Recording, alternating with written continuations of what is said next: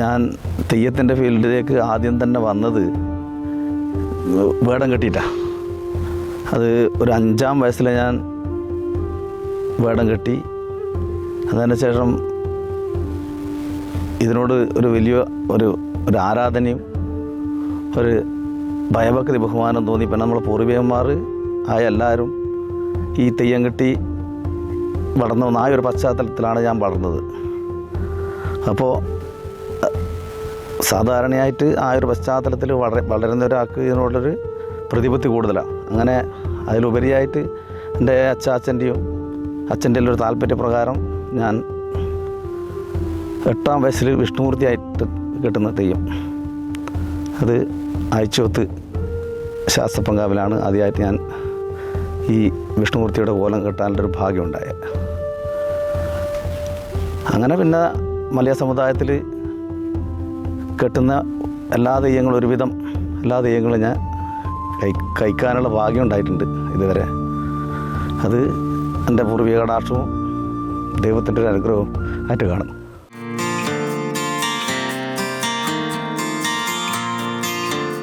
തെയ്യം എന്നത് പല ആൾക്കാരും ഒരു കലയായിട്ട് കാണുന്നുണ്ട്. നമുക്ക് എന്തായാലും ആ കലയായിട്ട് കാണാൻ അത് സാധിക്കാത്തൊരു കാര്യം. ഒരിക്കലും ഇത് കലയല്ല.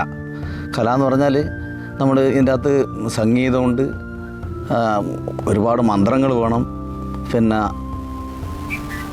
വരക്കാനുള്ള കഴിവ് വേണം, ഈ കലാശങ്ങൾ, ഇതിൻ്റെ ചുവടുകളുണ്ട്. ഇതെല്ലാം ചേർന്ന ഒരു സബരി തന്നെയാണ് ഈ തെയ്യം. ഒരിക്കലും അത് കലയായിട്ട് കാണാൻ നമുക്ക് ആവില്ല. എന്തുകൊണ്ടാണെന്ന് വെച്ചാൽ ഒരുപാട് കാലം മുതലേ നമ്മുടെ പൂർവികന്മാർ അനുഷ്ഠിച്ച് കൊണ്ട് നടന്ന ഒരു ദേവകർമ്മമാണ്. അത് തലമുറകളായിട്ട് നമ്മളിലേക്ക് ഇപ്പം ഈ ഒരു സമയത്ത് നമ്മളിലേക്ക് എത്തി. അത് വാമൊഴിയായിട്ടും പരമൊഴിയായിട്ടും ഒരുപാട് മൂലമന്ത്രങ്ങൾ അതിൻ്റെ കൃത്യതയോടും കൂടി വ്രതാനുഷ്ഠാനത്തോടും കൂടി ചെയ്യുന്നൊരു ദൈവിക കർമ്മമാണ്.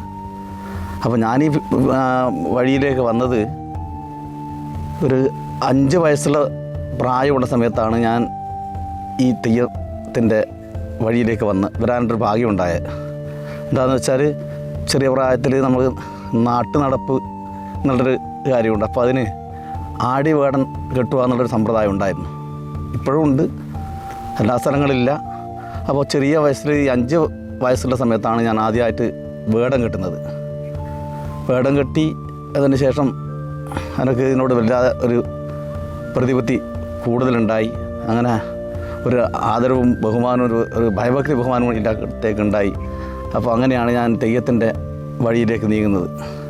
അതിന് ശേഷം 8-ാം വയസ്സിൽ ഞാൻ ആഴ്ചവത്ത് ശാസ്ത്രപ്പങ്കാവിൽ വെച്ചിട്ട് വിഷ്ണുമൂർത്തിയുടെ ആ കോലണിയാനുള്ള ഭാഗ്യം എനിക്കുണ്ടായി.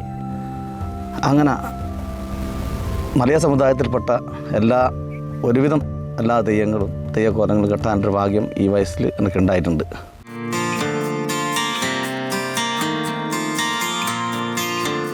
തെയ്യം എന്ന് പറഞ്ഞാൽ ചെറിയ പ്രായത്തിൽ നമ്മളിലേക്ക് ഉണ്ടാകുന്ന ഒരു, ഞാൻ നേരത്തെ മുമ്പേ പറഞ്ഞ പോലെ ഒരു ഭയഭക്തി ബഹുമാനത്തോടും കൂടി നമുക്കിതിൽ ഇറങ്ങി പുറപ്പെട്ടു. എന്നതിന് ശേഷം പിന്നെ തെയ്യം ആദ്യമായിട്ടുണ്ടാകുന്ന സമയത്തൊരു എന്താണെന്നുള്ള ഒരു ധാരണ ഉണ്ടായിരുന്നില്ല.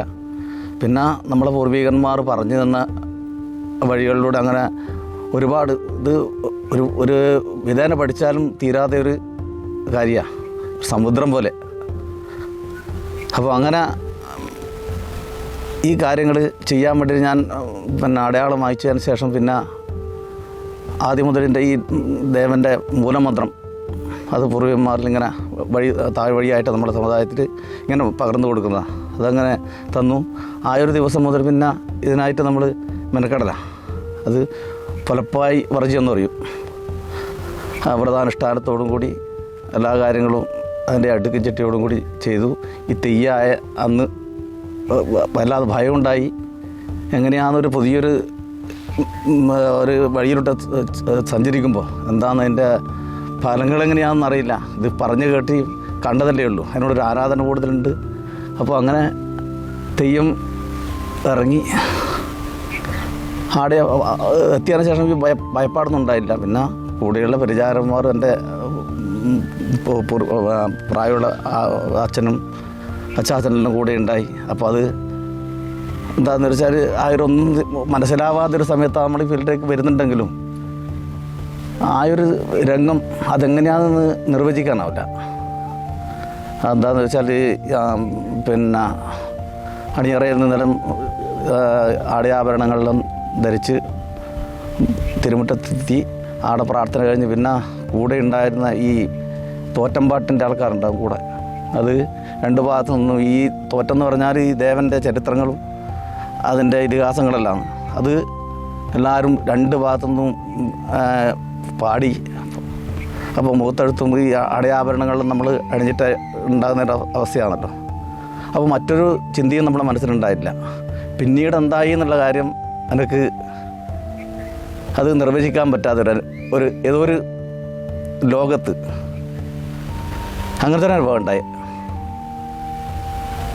അത് തെയ്യം കഴിയുന്നവരെയും അതിനെപ്പറ്റി അങ്ങനെയാണ് എന്താണ് എനിക്ക് സംഭവിച്ചതെന്ന് എനിക്ക് പറയാൻ പറ്റാത്തൊരു, അത് നിർവചിക്കാൻ പറ്റാത്തൊരു അനുഭൂതിയാണ്. അത് ഞാൻ വിചാരിക്കുന്നത് മുജന്മ സുഹൃത്തായിട്ട് കാണുന്നത്. അപ്പോൾ ആ പൂർവികന്മാരൊരു കടാക്ഷവും ദൈവത്തിൻ്റെ ഒരു കാരുണ്യവും അല്ലേ അനുഗ്രഹവും കൊണ്ടായിരിക്കും അങ്ങനെ വന്നിട്ടുണ്ട്. എന്താണെന്ന് എനിക്ക് ഇന്നും ആദ്യം തന്നെ പുത്തനായിട്ട് കെട്ടിയ ആ തെയ്യത്തിൻ്റെ അതേ വികാരമാണ് ഇപ്പോൾ ഉണ്ടാകുന്നത്. ഇന്ന് 53 വയസ്സായി. ഈ സമയവും നമുക്ക് എന്താണെന്ന് പറഞ്ഞാൽ നിങ്ങൾ പറഞ്ഞാൽ നമുക്കത് നിർവചിച്ച് തരാൻ പറ്റാത്തൊരവസ്ഥയാണ്.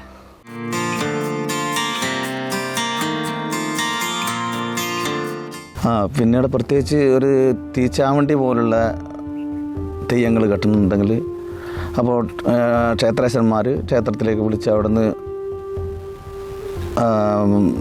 നമുക്ക് അടയാളം തരുന്നൊരു സമ്പ്രദായമുണ്ട്. അത് വെത്തിലടക്കിയും വെച്ച് അതിനെ നമ്മുടെ പൂർവിക ആചാരപ്രകാരം നമ്മളെ ഏൽപ്പിക്കും ഈ കർത്തവ്യങ്ങൾ ചെയ്യാൻ വേണ്ടിയിട്ട്. അന്ന് മുതൽ ആ സമയം മുതൽ നമ്മൾ ഇതിനായിക്കൊണ്ട് എല്ലാ കാര്യങ്ങളും മാറ്റിവെച്ച് പ്രധാനുഷ്ഠാനത്തോടും കൂടി ഒറ്റക്ക് കിടക്കുക അങ്ങനെയെല്ലാം പറയും. പലപ്പായി വർജ്യം, അതായത് പ്രത്യേകിച്ചൊരു സംവിധാനം ഉണ്ടാകുക, ഭക്ഷണ പദാർത്ഥങ്ങൾ നമ്മൾ തന്നെ ഉണ്ടാക്കുക.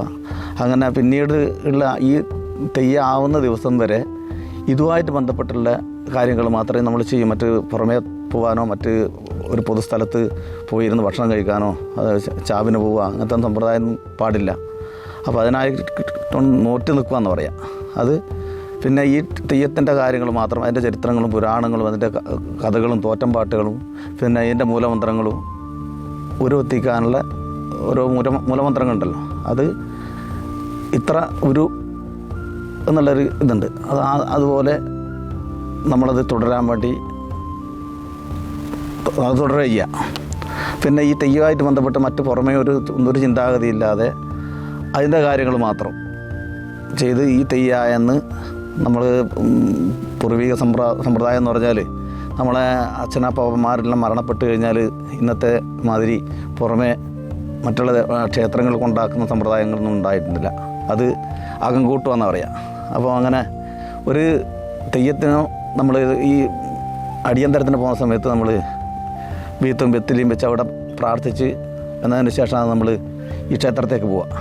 അപ്പോൾ അതുപോലെ ഈ പൂർവികന്മാരെ അവിടെ സ്മരണ ചെയ്ത് പ്രാർത്ഥന ചെയ്ത് എല്ലാ മറ്റുള്ള കാര്യങ്ങളെല്ലാം അവിടെ നിന്ന് ഉപേക്ഷിച്ചിട്ടാണ് നമ്മൾ ക്ഷേത്രത്തേക്ക് പോവുക.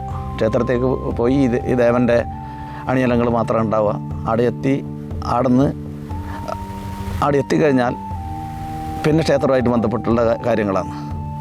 അവിടെ നിന്ന് പിന്നെ നമ്മൾ ഇതേ മാതിരി തന്നെ നമ്മളെ വീട്ടിൽ നിന്ന് ചെയ്യുന്ന പോലെ തന്നെ നമ്മളെ അണിയറ ഇതിലുണ്ടാവും. ഈ ഒരു അവിഷ്ഠാനം വെച്ച് അവിടെ പ്രാർത്ഥന ചെയ്ത് എല്ലാവരും കൂടി അതിന് ശേഷമാണ് നമ്മൾ തെയ്യത്തിൻ്റെ വഴിയിലേക്ക് ഇറങ്ങുന്നത്. അത് ആദ്യം തോറ്റെന്ന് പറയും.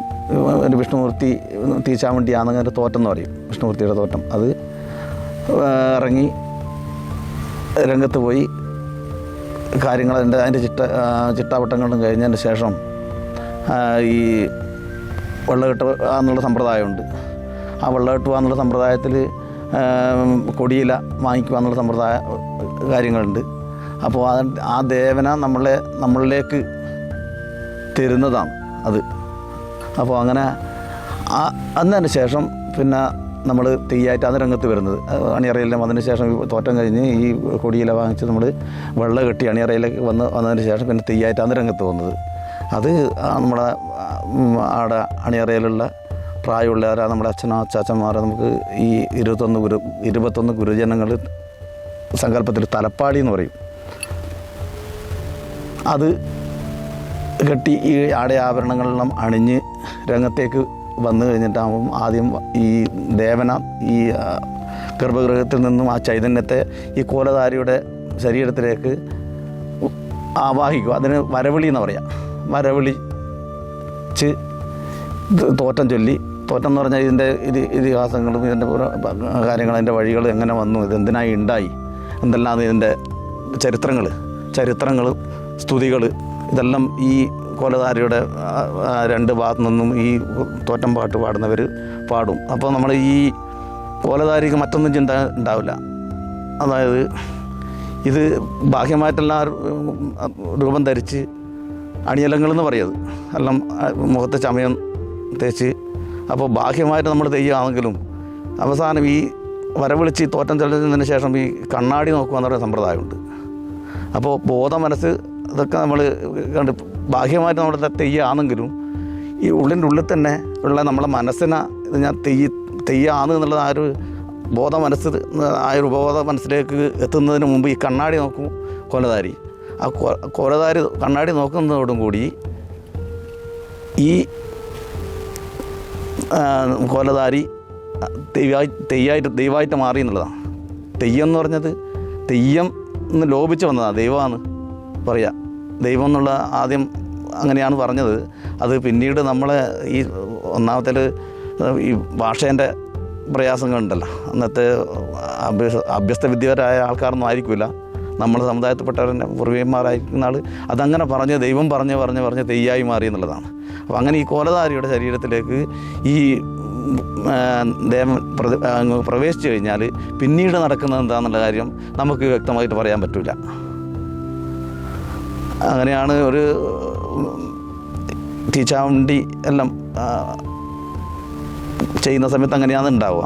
പിന്നീട് ഒറ്റ ദിവസത്തെ വ്രതമുള്ള ദേവന്മാരുണ്ട്, 3 ദിവസത്തെ വ്രതമുള്ള ദേവന്മാരുണ്ട്, 41 ദിവസത്തെ വ്രതമുള്ള ദേവന്മാർ ഓരോ ദേവന്മാരെ കെട്ടുമ്പോൾ അതിന് ഇത്ര ദിവസം എന്നുള്ളൊരു കണക്കുണ്ട്.